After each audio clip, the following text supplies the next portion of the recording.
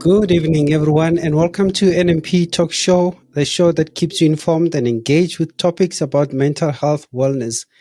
And today we do have a guest, a special guest for that matter, that is going to help us navigate the streets of making decisions. We know every single day you have to make a decision, but it counts what decision you make and how you make it, and how better to call somebody on who knows how to do it. And this we mean by Mr. Vele-yan Kay, who is our guest and is going to expand on it. Mr. Vele-yan Kay, welcome to the show. I'll just unmute yourself there. I'll unmute you. Yeah, you unmuted. Welcome, Mr. Vele-yan Kay. Oh, thank you so much. Yes. Mr. Vele-yan Kay is a creatorpreneur, a life coach, and a motivational speaker. And when I looked at the credentials, I wondered to myself what a creatorpreneur is and what they're all about. Mr. Vele-yan Kay, what is a creatorpreneur? Well, a creatorpreneur is actually something very interesting. Is somebody who makes a living out of creating something, whatever you're creating. So in my case, I'm busy creating. I create things like right now. Today we're going to be talking about CCTDM, which is the critical and creative thinking. I created a thinking process, so that's what I do. Okay, that's As yeah, opposed that's a new word to a tenderpreneur. That was a new word for me. I tried to figure out what it meant, but yeah, thank you for explaining that to us. So let's get into the meat of things there. We coined our show The Art of Making Decisions, and you spoke about CCTMA. What is that? Well, CCTM is actually it's an abbreviation for critical, creative thinking and decision making. Okay. So what it actually then means is the CCTDM. It just means that first of all, you got to think critically and you got to think creatively so that you actually end up with a better quality of decision. Okay. Wow, that's a nice explanation of that. So how do you implement this in your day-to-day life? Well, in a day-to-day life, one thing which is important is that you must always be aware that a lot of people are battling with decisions that they made, not that they are making, they made. You may find out that you made a decision some 5-6 years ago, and now you're battling, having to fix the things which went wrong with the kind of decision that you took 5-6 years ago. So it means that every decision you make counts. It's very important. And you must make sure that whatever you do, you don't have to revisit that, because any decision or any choice you make has got either positive or negative consequences. Yeah, that's so true. And unfortunately, some of these decisions that we do, maybe most of our decisions, we have to live by the consequences. Some consequences, I would say they're good. You have the rewards of applying your mind in making that decision. But some of the decisions that we do are very questionable, and we feel in the brunt at a later stage, in that now you're thinking, what was I thinking when I made this decision? And right, sorry. Okay, so what was I thinking when I was making this decision? And so today we want to see from your experience how we can critically think apply our minds when we're making those decisions. Now, a question for you: what are the most important qualities or characteristics that one needs to have when they have to be critical thinkers? Well, a critical thinker, one of the most important things is if you think without writing anything down, so that's no good. You must always have a pen and paper ready, have a paper ready to make sure that whatever decision you make, that Yeah. decision, you can actually then write it down. And you don't just start off by making a decision. There are a few Yeah. steps that you should go through so that when you get to a decision, you will have gone through a certain number of steps. Pen and paper, it's a must if you have made up your mind to think. Yeah, I think my next question, it's a nice follow up to what you just related there. That is there a particular decision making process that you have? I know you said you have to write things down, but what other processes that one has to follow? Okay. There are actually quite a few processes. All in all, I don't want to scare you, but there are actually 21 processes. Yo. There are 21 steps that one has got to take. Okay. There are 21 steps. Sure. I don't think we do have time for 21 to go through the 21. No, we don't. But what Yeah. I just wanted to say is that there are a few things which are important whenever you actually want to make a decision. Yeah. The step number one, you must define what your problem is. Problem definition. Yeah. And the simple thing I can actually tell you is that how you define your problem, what your problem is, it's going to be important in the way how you're going to tackle the problem. Mm. Can That's I give very you an interesting. example? Yes, please. Please. Okay, the example goes like this. Suppose you get laid off at work, you've been fired, or you've been retrenched.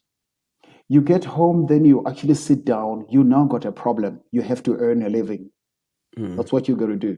However, now if you define your problem as, if you sit down and you write down what is the definition of the problem, then you say, I've been fired.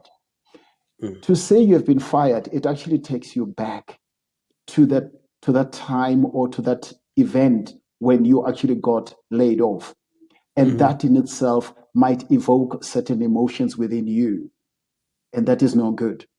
But then if you define your problem as, I'm looking for a way to earn a living, that is much more forward looking.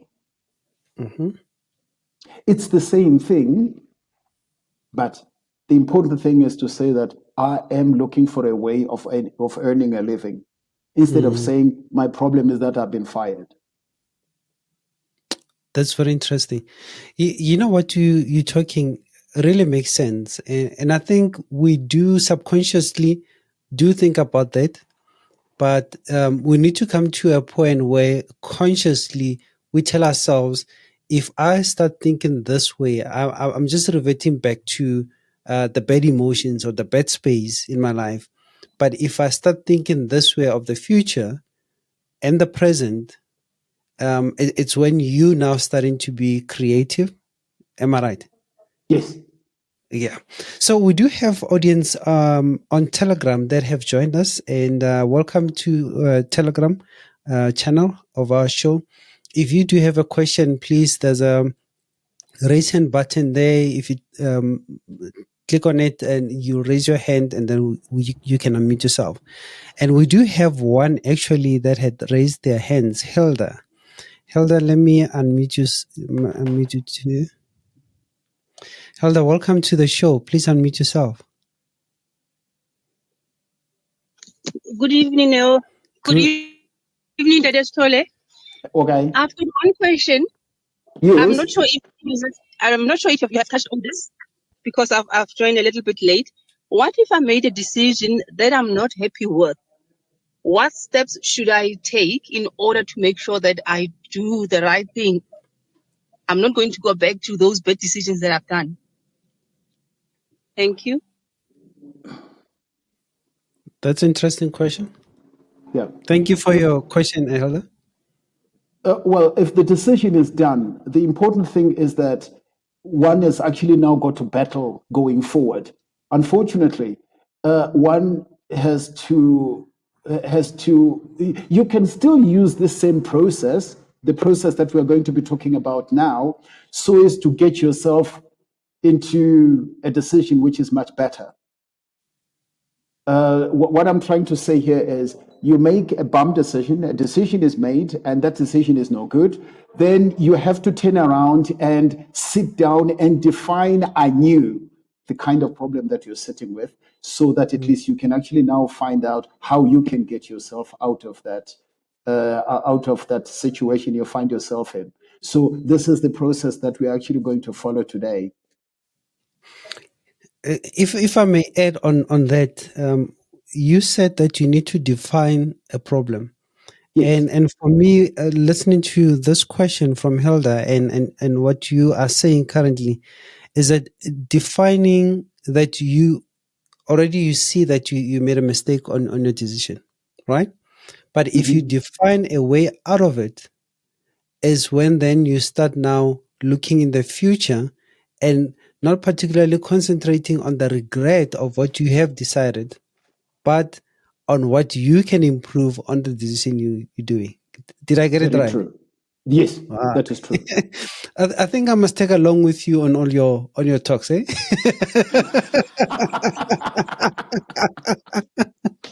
Hilda, has your answer been answered? Your question has been answered. You can unmute yourself again, Hilda.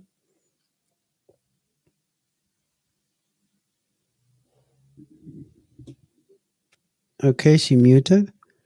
I think she has been answered. But if you do have any other question, please raise your hand and we'll allow you to speak.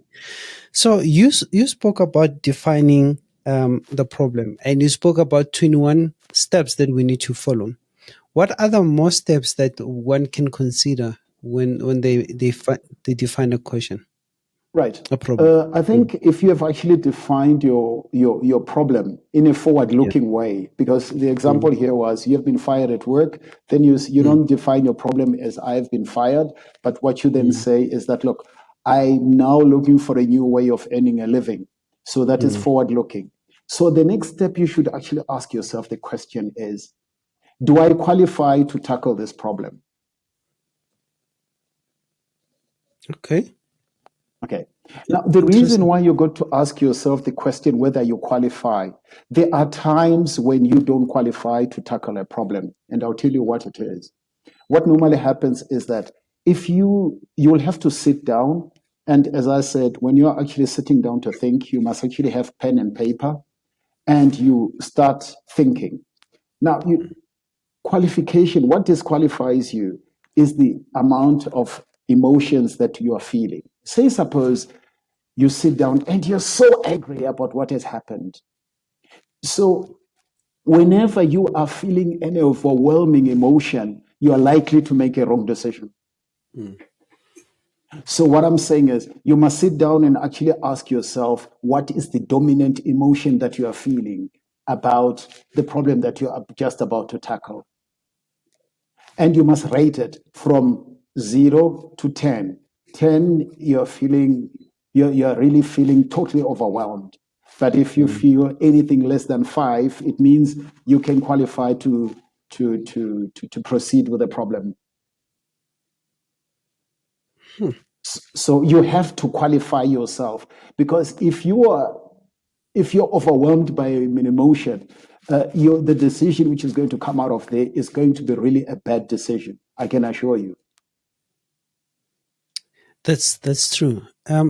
I want to step back to Hilda's question.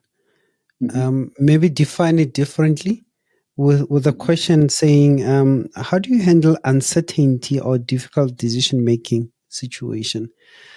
She alluded that you have made a decision, but it's a wrong decision.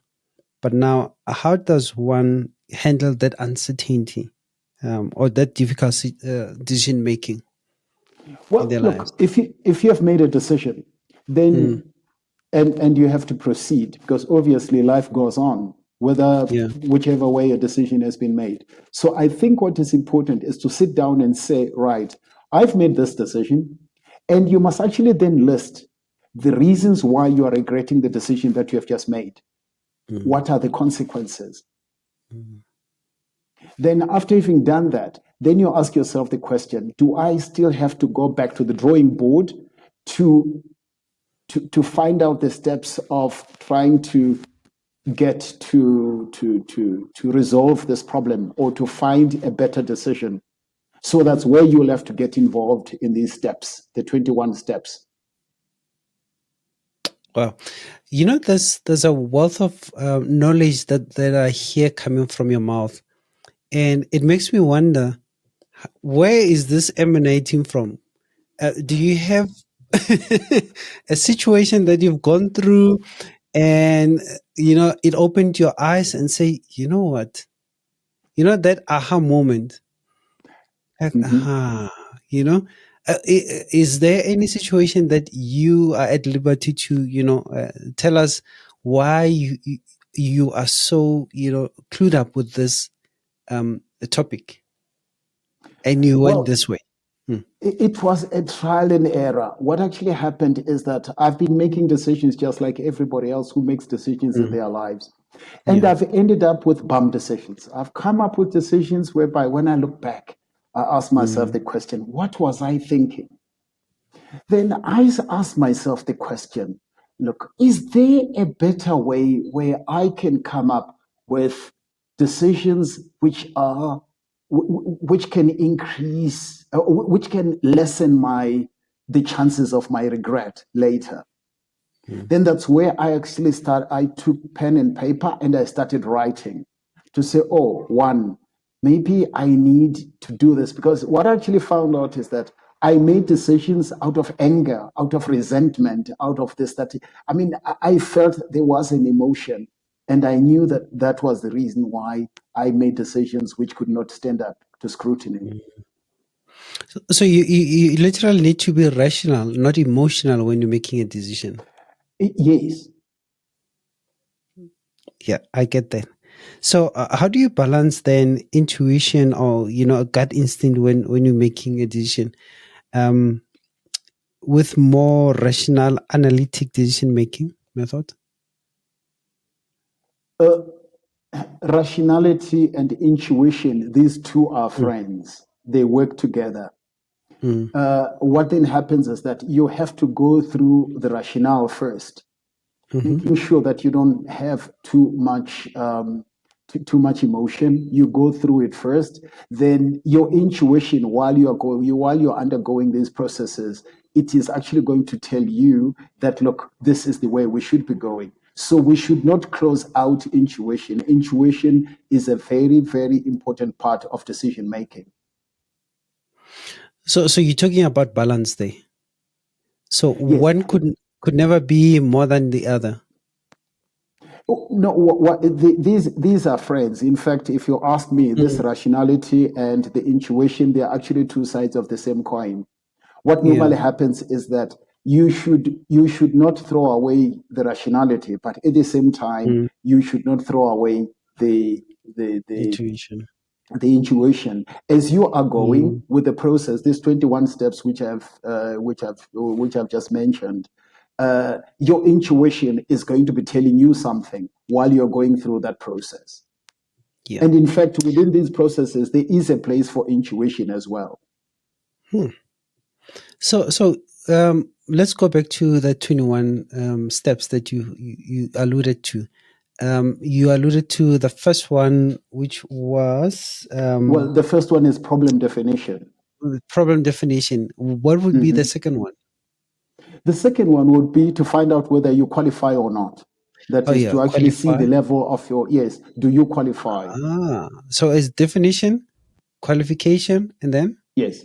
And the next one is, now we're actually coming to something much more interesting.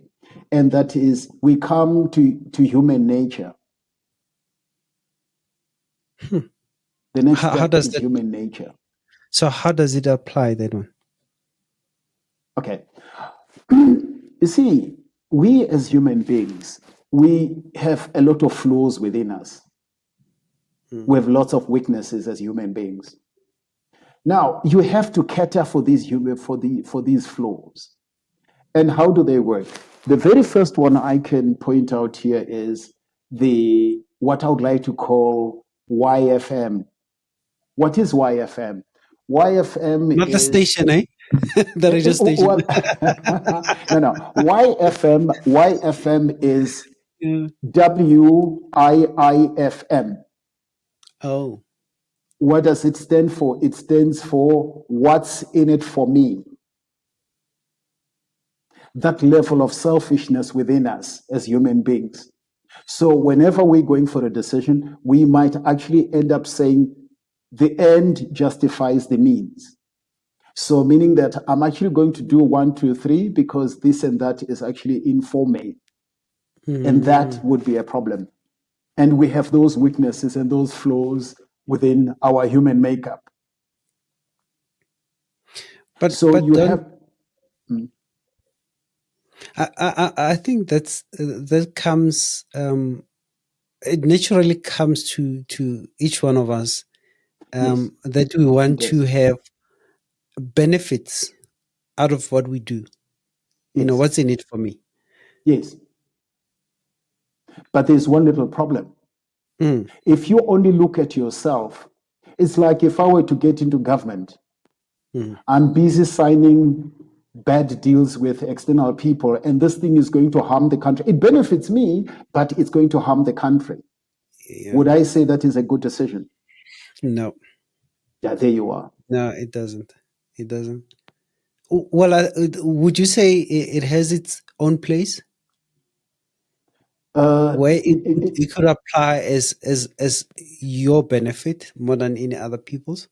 It does. So what I'm actually saying in terms of doing this, a person should actually sit back and say, okay, to write prominently YFM, you put it in front of you so that you bring it to your conscious awareness to say, I'm a human being, I've got flaws, I've got weaknesses, and that YFM brings about things like selfishness, self-centeredness, and all that, thinking only about me. So you write it prominently, you put it in front, then you will then know that, no, look, I have to ensure that whatever I do here does not only end up benefiting me.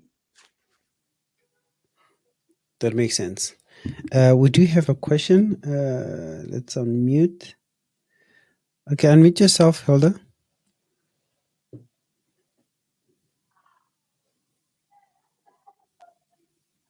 Hilda, you can go ahead.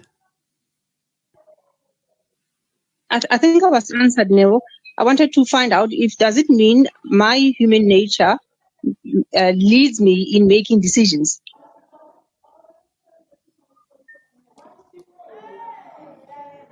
Should I answer? Yes, please. Yes. Yes, our human nature. You see, the problem with the human nature is that it operates privately and quietly, and it does not, when it's operating, it operates much better if it is unnoticed. You'll find that because of the flaws, because of the weaknesses that we have in our own makeup, we tend to go with those. But then if we have a system whereby we keep them in check, we can't get rid of them because that's who we are, but we have to keep them in check. The most important thing is we bring them to our conscious awareness so that whenever we are deciding, we don't actually get to a point whereby when I look back 10 years later or a year later or a month later, I then turn around and say, oh, you know what, that time I made a bum decision because I didn't actually look at this. But then this process was to safeguard that and to ensure. This is why I would like to say people should always be guarding themselves against themselves. Yeah, be afraid of yourself, hey? All right, Yes. we do have another question from Khemi Malau. I'll unmute you. Welcome, Sis Khemi. You can unmute yourself. Am I on? Yes, you're Yes. on. Yes. Thank you. Yes. Good evening to everyone, and more especially to your guest. Hi. This is very interesting what your guest is saying. It's so interesting. I think I want to listen to him over and over and again. But just to say that I want to understand from him, but maybe just to declare to him that I'm a social worker, stroke therapist, stroke counselor. So I see a lot of people, especially couples, who say, I have decided on this decision. And when I explore the issue with them, I will say, is it what is influenced by your mind or by your heart? Because sometimes the heart tells us to decide certain things, whereas our minds tells us to decide something else, which most of the time the mind tells us to decide rational things, but the heart tells us they're driven by emotion. So will it be the same thing what he is talking about, that our emotions can influence us to make bad decisions because we probably never thought of what the mind says, but we only listen to what the heart says? Thank you. Thank you for that question. You can go ahead, Mr. V. Yeah. See, what happens is that we are emotional beings. We are just emotional beings. So what normally happens that this is why I came up with these 21 steps. The idea is if you don't have the 21 steps, you're actually going to go with your heart, because we are by nature emotional beings. But if we then go step by step, we're trying to be rational. We're trying to build rationality in our decision making process, so that when we go back to it, we can actually then turn around and say, look, I considered this, I considered that, I considered that. It's actually step by step. That is now the brain, the rational thinking. But our heart is there. So what I'm basically saying is the step by step process is to bring in rationality, and at the end of the day, your heart will be there to you can actually, you've got two things to balance with or to compare with. That means what your heart says and what rationality says. Is your question answered, Sis Remy? I think he has answered it very well, that following those steps, you will be able to come back and tick the boxes. And I said, I went through this and I went through this, even if my emotion somewhere was trying to influence me, but you would have been rational with all the steps that he's talking about. So I'm definitely answered. Thank you. Awesome. Thank you for that question as well, Sis Remy. And I'm looking at the guests in our audience. It looks like majority of them are working, are in the workforce, right? And Yes. and we work with people most of the times. Maybe some of us may not, work with people a lot, but with machines. But what if you work with people and you have to make a decision? Now it's a collective decision. You in a team, and in that team there are lots of disagreements. How do you then deal with those disagreements or those conflicts when you're making decisions? Okay. Look, I think what is more important, as I've pointed out, we are all emotional beings. So Hmm. the important thing is that if you are with other human beings, it's in a team. You actually Hmm. have to have a process which everybody's au fait with. Everybody knows the process. What they will then do is that they will follow that particular process, so that all of them, one, participate in the whole thing. They've got something to say and they can make their contributions.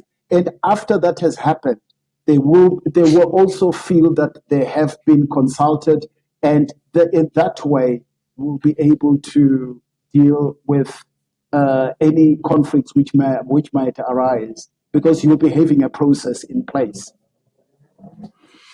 And I think also most of the conflicts that come in a team is one of the things that you also mentioned, being selfish, or thinking about myself more than the team or how it can benefit others. And um, it's a quest that maybe we need to go through in teaching people. I don't know if you do go to companies, as a motivational speaker. I would assume that you've been called, to motivate the teams and all of that during team building. Do you tell them or teach them the skills on how to work with each other, especially when making critical decisions in the company setting or even in their lives? Look, unfortunately, there's one thing I must actually say here. Thinking all by itself, it's something which is not wanted in this world. I'll tell you the reason why. I don't know if you've actually realized that our councillors or our MPs, when they go to parliament, they will be told how they are going to vote. So nobody's interested in their thinking. So you will find that even in our economies, how this whole thing actually came about is that when education was designed, they put in physics and chemistry and mathematics and economics and all those things. They did not put thinking in it. Why?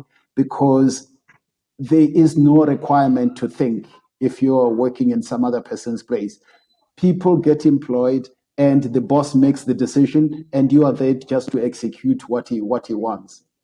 And that is it. So that is why you find that even in our formal education system today, there is no requirement for anybody to think. But thinking is required in your own private capacity. That's a hard pill to swallow there. Well, the difficulty, I'll tell you where this thing comes from. Even the kingdoms that we had, years ago, the king, he actually got lots of, he had lots of people. He needed people to ride, to count the amount of cattle he has got, to count this, to count that, to count that. So he would actually tell them what to do and not to think. No, he will do the thinking, the king himself, and you are there to execute. So he didn't want you to come and think. No. He wanted you to have the ability to think. This is why you find that in our educational system, we don't emphasize thinking. We emphasize regurgitating, that is memory. We read something in the book and we reproduce it in the exam. That is what our educational system requires. It does not require. Do you think that's why? Yes. Do you think that's why being an entrepreneur? Oh my word! How do you say it? An entrepreneur. Yeah. Before I get to creatorpreneur, being an entrepreneur, you don't have so many successful ones around because of the way we were raised or taught at schools. That is true. That is the problem. Yeah. We do have a question though. Question from Larato Mutaum. You can unmute yourself, Larato.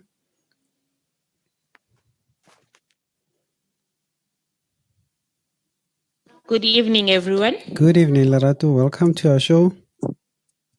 Thank you very much. Does it mean people suffering from depression makes decisions based on their based on the emotion they feel, especially suicidal thoughts? Thank you. That's my question. Thank you, Larato. You've gone deep now. but we do have Mr. V here to take us out of the pit. Well, the depression, yes. What normally happens is that whenever we are feeling bad and we are depressed, what normally happens, there is no rationality in being depressed. There is a lot of emotion which is involved. And that emotion has also got a lot to do with a person's hormones. So you will then find that certain decisions will not be as great. Why? Simply because there's other forces at play. It's no longer your mind. It has been taken out of your brain completely. Yes, emotion actually does play a role. Yeah, and chemical imbalance as well, I think, would also add on to that. And that's why I spoke about the hormones. Yeah, and that's why it's very important that somebody who's going through depression, they seek help, because you can't take yourself out of a depression. Um, you can't. You need somebody to, hold your hand and drag you out of it, in a loving manner as well. And we do have family members that are going through depression, but depression is such a taboo subject. When you talk about it, you can't actually say to a person, you are depressed. You're actually depressing them more. Um, uh, I think Sis Khaimi can vouch for that, as she speaks to a lot of people, counseling and all of that. That depression, because Larato has raised a very important issue there, about depression. Because if you are depressed, you don't have critical thinking that is applied. And you rightfully said that it's because of emotions and the hormones that are involved, that your decision at the end of the day is all about you. And we do want to say to whoever is feeling that way, we're not undermining what you're going through. And we cannot even fathom the emotions that you're going through. We do recognize, though, that you are a person and we love you. So if you ever go through those emotions, please remember that we do love you. You might think of one decision to, come out of it, and coming out of it is suicide. Yes, suicide for you could be the answer, but there are plenty of answers out there that could assist you to come out of depression. And one of the things is how we deal with, I'll just meet you there. One of the things is how we deal with depression, or people who are depressed around us, our loved ones, our family members. If we constantly point fingers at them or we look down on them, it is when now we taking them deeper into the depression. And sometimes they don't need you to tell them what to do. Just a listening ear, just to be there around them, comfort them, reassure them of the love that you have for them, can be a step for them, to seek help and see it's not the sole decision that they have of taking their lives. So Hilda still has, I think maybe it's a follow-up question there, Hilda. Before you ask your question, was your question answered, Larado? Yes, it was. Thank you. Thank you for that. Over to you, Hilda.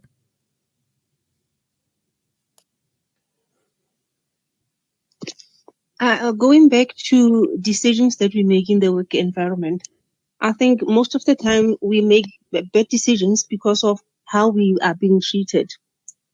I have an example. Today, I was speaking to one of the ladies, and she said to me, as of today, I made a decision that I'll start working 8:15 and leave 4:30. That's what my contract says. And I asked why. And then she said, this is how I've been treated. If I ask for 5 minutes break, I'm being told to go and clock that I'm out of the works and then clock in again.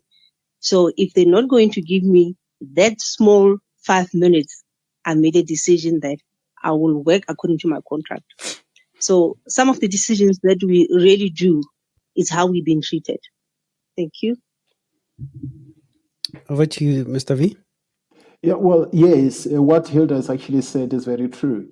However, I must also point out that I can tell the way how she has actually put it forward that it is an emotional decision. Somebody, when they make such a decision, they will not be happy. They'll be very angry. They'll be very resentful. And that's how they take their decision. Right. Here's a question here. Can decision-making skills be learned or developed over time?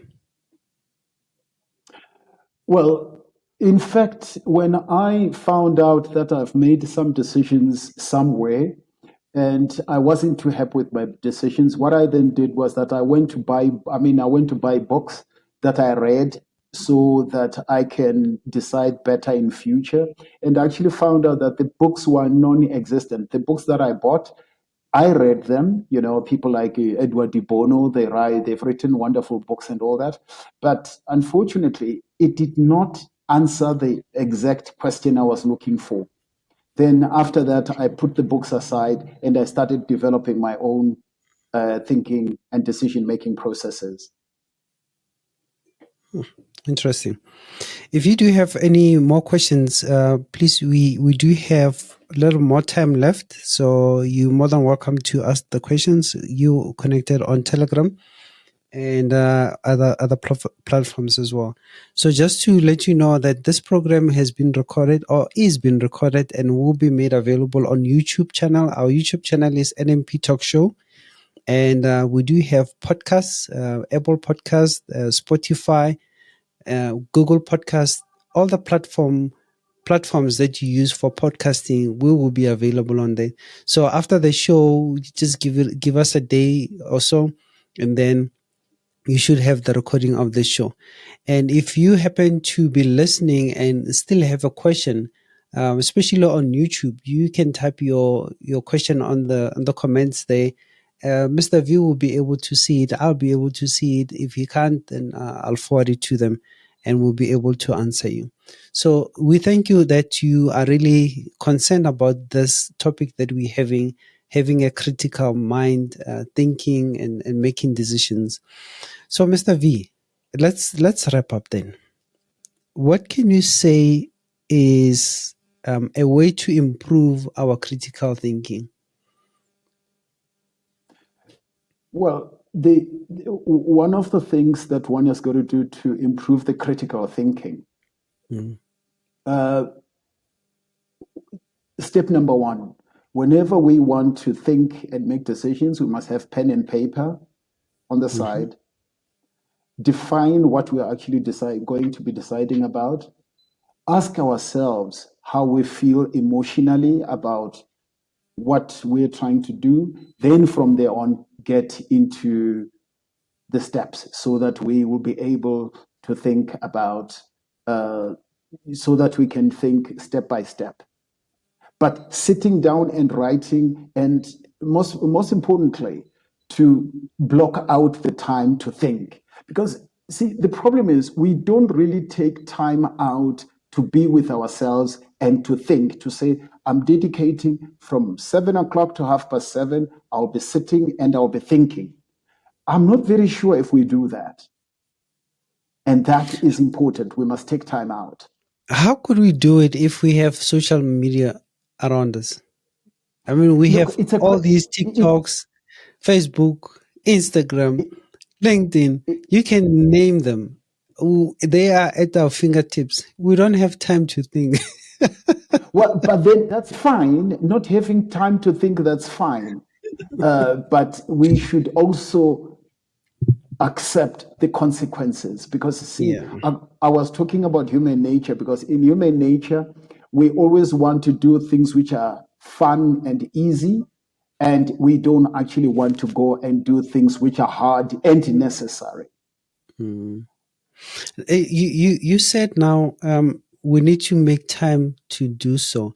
Is there an environment that you can suggest that you must be in so that you are able to put your thoughts in line, meditate, think about the steps that you're going to take, reflect on your life, your decisions that you've made and how to improve them? Yes, I would actually suggest that people have got different kind of situations. You will need a time when it's quiet, when you don't have internal and external distractions. What does that mean? It means the internal distraction is that when you are feeling emotional about something, you have to eliminate that. And then the external distraction is the noises, outside, the cars and everything else, and people stopping by and saying, hello, how are you? And all that kind of stuff. You should be taking out half an hour or an hour on a daily basis just to think. Block out that time to think. That's you couldn't have said it better. Yesterday I was at the hospital and in the casualty, and I'm looking at a lot of people that are there, and I'm also looking at the nurses running up and down, and I'm thinking, critical thinking in this type of environment needs a skill because you're dealing with various sicknesses, conditions, and how do you deal? And I'm particularly asking this question because I see one of the guests that has connected is also a nurse. Maybe she can relate to that, on how being in that profession is beneficial to be a critical thinker. Oscar, I know I'm putting you on the corner there. You just joined now, and thank you for joining. But I think this topic is, it's a topic that's close to our hearts. It's not something that you have to really sit and think about. How to deal with it. It should be there in our fingertips. So, being in that profession, nursing profession, as a doctor, how does your critical thinking become honed so that in the clutter of the things you're able to decide correctly? Maybe you, Sis Jaime, as well can jump in with your comment there or your thoughts.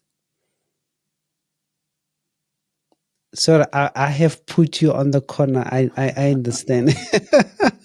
But what would you think as they're thinking about the answer there, Mr. V? Look, what normally happens is that there are situations which are conducive for thinking, and there are situations which are not conducive for thinking. Mm.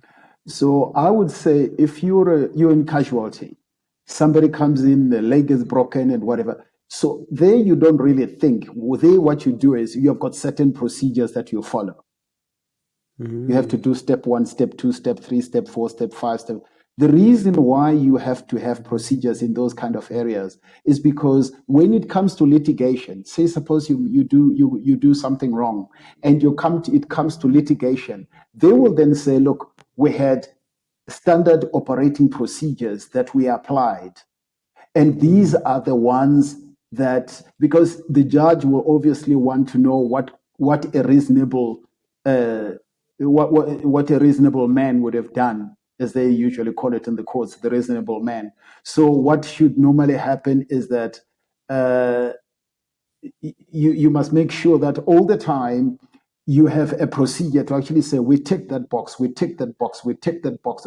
So you have been ticking all these boxes. So nobody can actually then say, oh, turn around and say, no, you didn't do 1, 2, 3. You say, no, we ticked all the boxes because this is the procedure that we use. You said while we're having this discussion that some people are not meant to think, or they're not encouraged to think. They're encouraged to follow procedure. For me, it sounded like they're in a box and they're not let out, to think out of the box. But what you're saying now, it kind of makes sense that you would have procedures to follow, as in, if it comes back to you, you have followed the procedure that have been proven over the years that they work, and you don't have to think out of the box at that moment. If somebody has a stabbing, has a knife that goes through the neck from one side to the other neck. Sorry if it's gross for some of our audience, but imagine that situation. What would the procedure say? Or what would a common man do? And a common man actually would do the same thing before they get to the hospital by removing that knife. But unfortunately, they might bleed to death. But a procedure would say otherwise. So maybe it depends in the environment that you're in, that your critical thinking needs to be out of the box, or must be principled, or have procedures that follow, so that we don't have things falling, crumbling at our feet. Am I right? Yes. What normally happens is that if you've got, say, in a hospital situation, you're not even supposed to think of a particular way. What then happens is that, as I said earlier on, in terms of when we're employed, we're not even asked to think. What normally happens is that I show up at 7 o'clock in the morning and I go to the theater, and the doctor actually then says, okay, you have to sterilize, you have to do this, you have to. Those are all the procedures that I have to do according to the way how they've been laid down. And there was a reason why they'd been laid down that way. So I will have to follow those procedures. This is why, in that kind of environment, your thinking is not really, it's actually frowned upon. They would like you to follow a system. But thinking is much more important in terms of your own life. That's where thinking becomes much more important. Yo, thank you so much, Mr. V. That means that means we've come to the end of our show, and we really enjoyed the engagement that we had from our audience. We also enjoyed the wealth of knowledge that you coming across with. Before your closing remarks, we do have one more question there. Let's see. Hilda, you can unmute yourself. So are we going to follow the whole processes again? So are we going to continue with the other processes? Thank you. Oh no, we've run out of time. I think we'll need to go back to our slots and see where we can slot him. Maybe a follow-up show. What do you think, Mr. V? I think that's a good idea. I think that is a good idea. Awesome.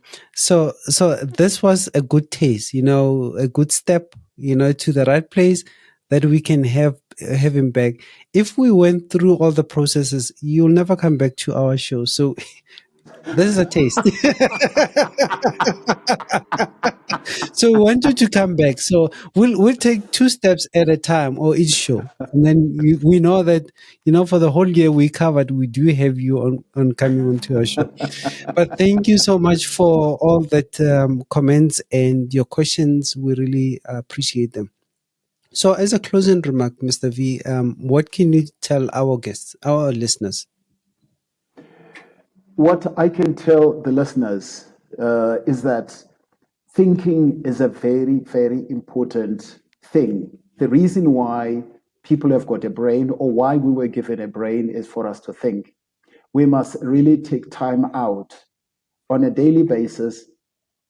It doesn't have to be an hour. It can be 10 minutes. You start off with 10 minutes. Then it goes to about half an hour as you go. Then you have to schedule thinking as part and parcel of the daily habits that you've got. That is important. And the moment you actually retreat and you say, I've scheduled thinking as part of what I actually want to do with my life, you will find that you will improve the quality of your thinking. Would I be right to say meditation is what you need to do? What I'm suggesting here is I would suggest that somebody should sit down with pen and paper and write something down.